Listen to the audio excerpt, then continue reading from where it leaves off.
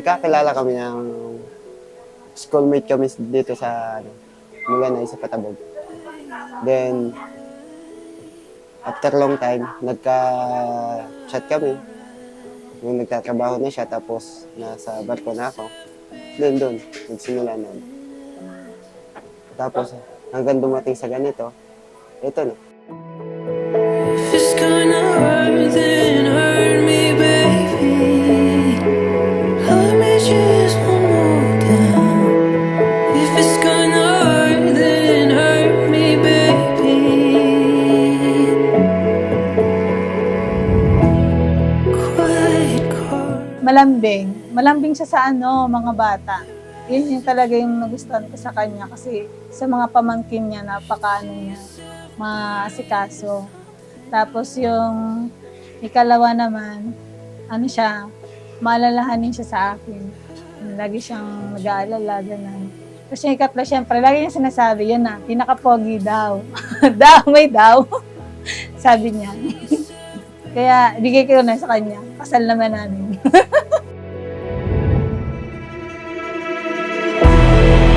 If it's gonna hurt, then hurt me, baby. But si Stephanie, niligawan ko. Siyempre, hindi ko din alam, basta dumating na lang yung time na yun. Siyempre, nung una, magkakilala kami. Tapos, after 2015, like this, ayun. Dumating na lang yung time na nagka-chat kami. Tapos, yun, ganun na nga. Dire-diretso na.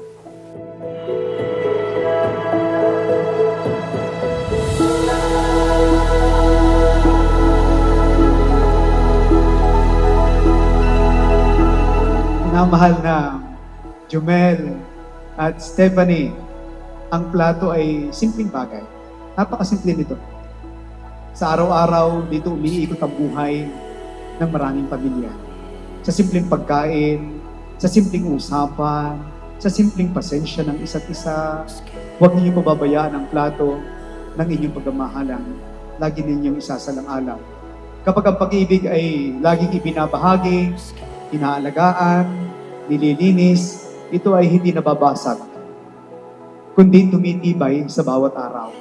At kung minsan man, mabasag ang inyong plato ng pagmamahalan dahil hindi may iwasan ang problema, naway pilitin ninyo pa rin buuin ito muli. Magkapiling, magkahawak kamay, at laging sa tulong ng Panginoon. Asawa, eto na tayo ngayon. Lagi nating pinagdarasal. Then, sana hindi ka magbago. Kung ano nung nakilala kita, sana ganun pa din. Andito lang ako. Kagaya ng sinabi ko sa'yo, akong bahala. Sagot kita. Sana, kada uwi ko ng barko, lagi mo ako sasalubong sa airport.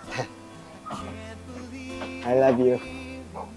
Asawa, ito na tayo.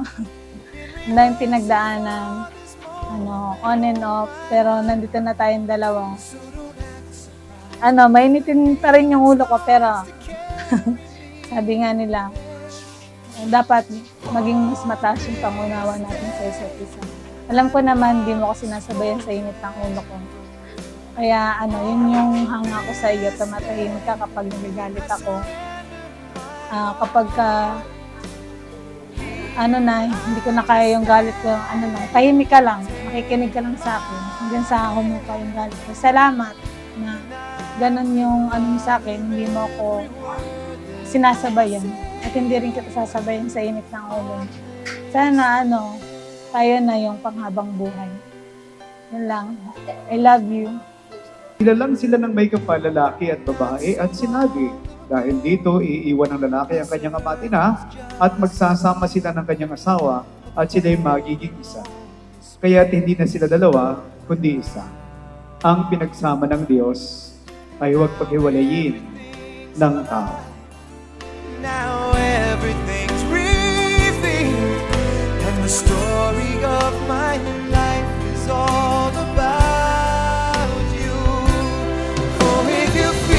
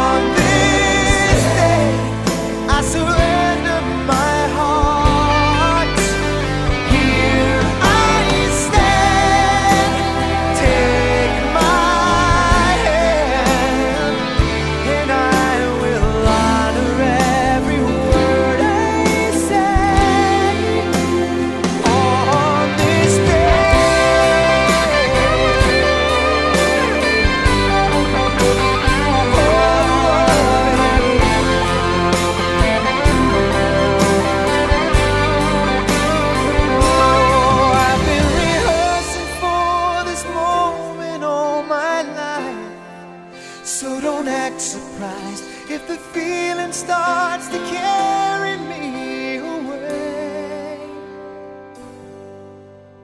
On this day, I promise forever. On this day, I surrender my heart. Here we stand, like God planned.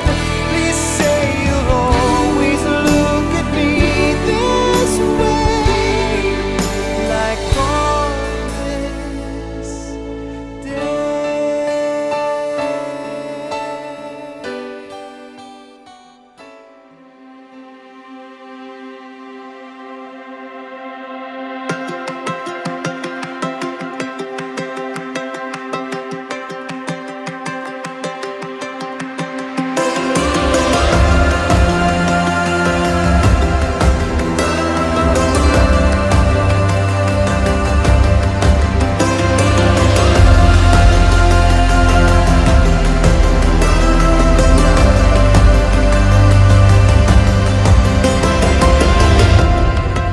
Every time I see you, I'm caught up in the feeling.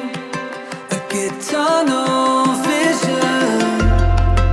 Every time I see you, everything around you fades into the wind, and my heart is thrown open. Feels like slow motion. I never knew the feeling until you.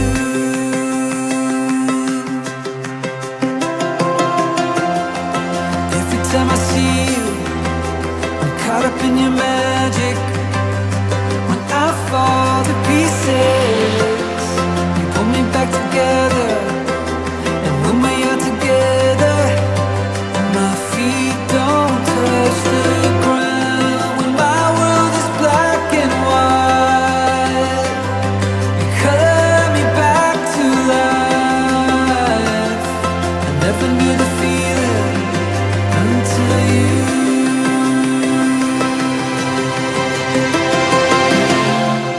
I never knew the feeling until you. With you.